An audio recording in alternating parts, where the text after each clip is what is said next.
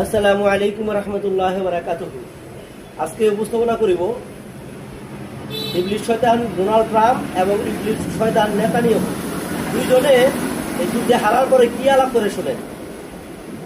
Netanyahu phone দিচ্ছে Donald ট্রাম্পকে। Sir, ও sir, কি বলো বলো।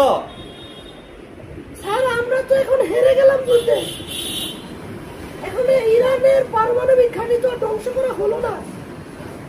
আরামখোর, তোর বুদ্ধি শুনে মধ্যপ্রাচ্যের ঘাঁটিগুলা আমার সব শেষ হয়ে গেছে, সব শেষ হয়ে যাচ্ছিল। মুসলমানের লাগিয়ে দিয়ে আমি বলতাম ইরান তোকে মারবে, ইরাককে শিখিয়ে দিতাম।